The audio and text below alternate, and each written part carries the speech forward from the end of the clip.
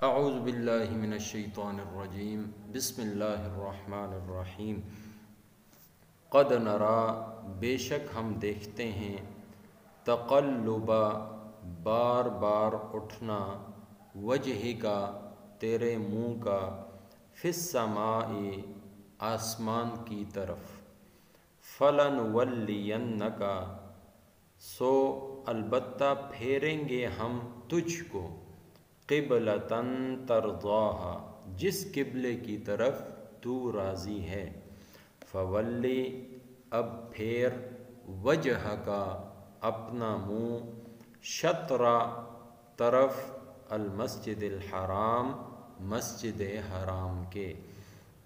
وحیث اور جس جگہ ما کنتم تم ہوا کرو فولو پس پھیرو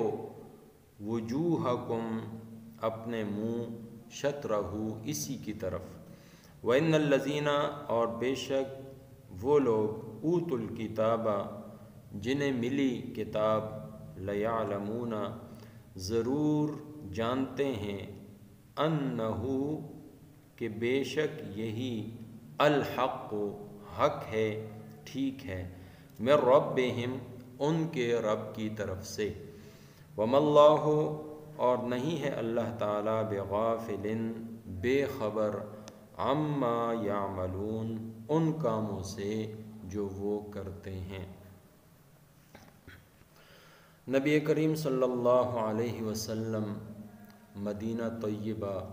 ہجرت فرما کر آ گئے تو ابتدائی 16-17 ماہ تک آپ بیت المقدس کی طرف منہ کر کے نماز پڑھا کرتے تھے، لیکن آپ کی دلی خواہش یہ تھی کہ بیت اللہ کی طرف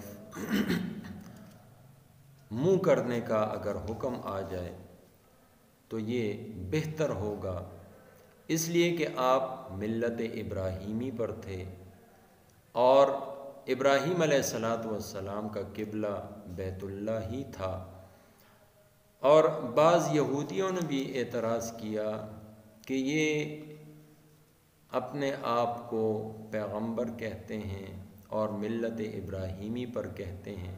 تو یہ ہمارے قبلے کی طرف منہ کر کے کیوں نماز پڑھتے ہیں؟ بیت المقدس یہ تو بنی اسرائیل کا کعبہ اور قبلہ ہے۔ بہرحال نبی علیہ السلام دل سے یہ چاہتے تھے اور پسند کرتے تھے کہ خانہ کعبہ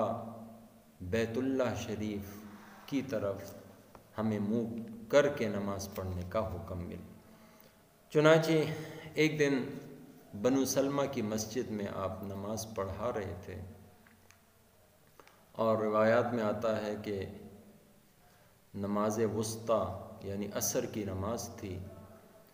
2 رکعت نماز پڑھی جا چکی تھی، اتنے میں آپ کے اوپر دوران نماز وحی نازل ہوئی فول وجہک شطر المسجد الحرام کہ آپ مسجد حرام کی طرف رخ پھیر دیجیے۔ مسجد حرام کو مسجد حرام اس لیے کہا جاتا ہے کہ وہ حرم شریف ہے کہ جہاں پر شکار کھیلنا، درختوں کو کاٹنا، اسی طریقے سے کسی جانور کو مارنا اور قتل و قتال کرنا وغیرہ یہ ساری چیزیں ممنوع ہیں، اور بہت ہی محترم جگہ ہے کہ اس جیسی محترم جگہ روئے زمین پر نہیں ہے، اس لیے اس کو مسجد حرام کہا جاتا ہے۔ تو مسجد حرام کی طرف منہ کر کے نماز پڑھنے کا حکم آیا، یعنی مسجد حرام میں جو خانہ کعبہ ہے، کعبۃ اللہ ہے، بیت اللہ ہے، اس کی طرف منہ کر کے نماز پڑھیں۔ نبی کریم صلی اللہ علیہ وسلم کے بارے میں احادیث میں مروی ہے کہ نبی علیہ السلام اکثر نماز پڑھنے کے بعد آسمان کی طرف منہ اٹھا لیا کرتے تھے، اور جیسا کسی کے آنے کا انتظار ہو ایسے آپ منتظر رہتے تھے۔ ویسے بھی یہ تو عام مشاہدے کی بات ہے،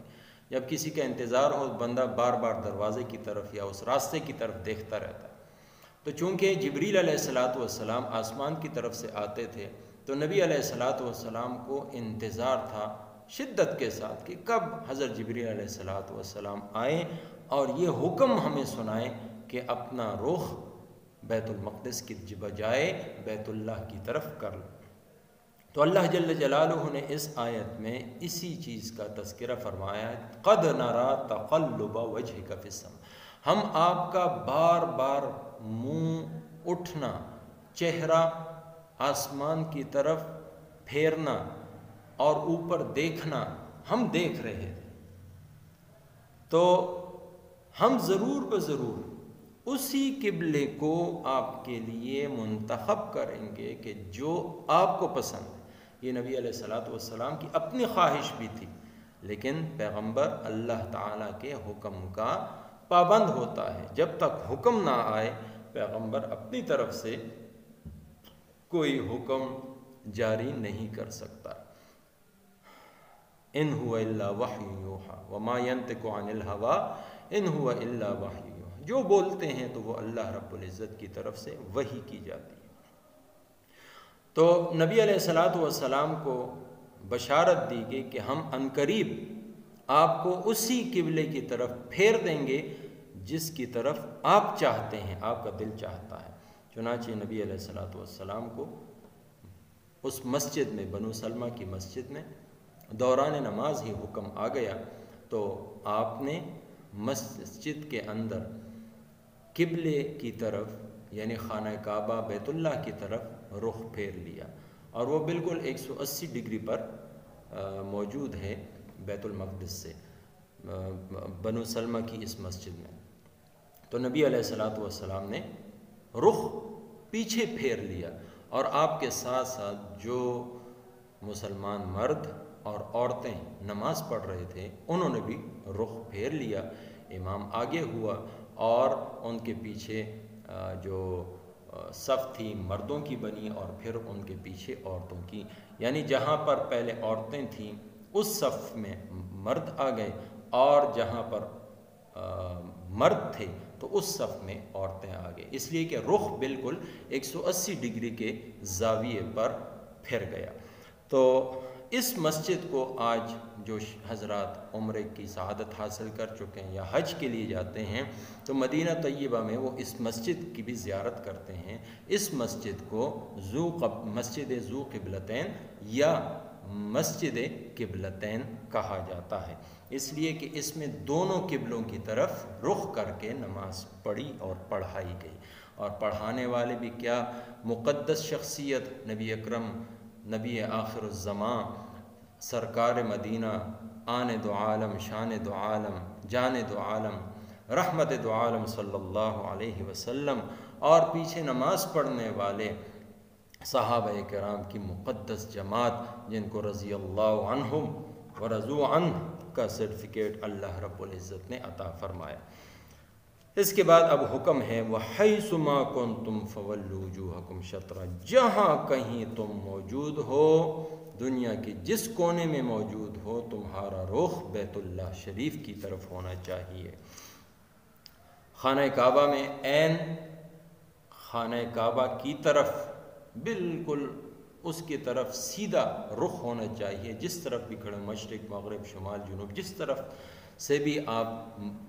خانہ کعبہ کی طرف رخ کر کے کھڑے ہوں تو آپ نے بالکل سیدھا اس کے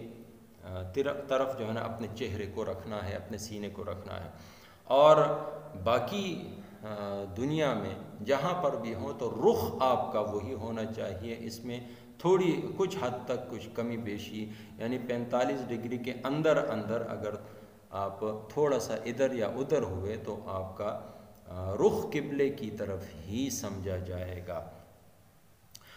اس کے بعد اللہ تعالیٰ نے فرمایا کہ اب آپ کو ان منافقین، ان یہود و نصارہ،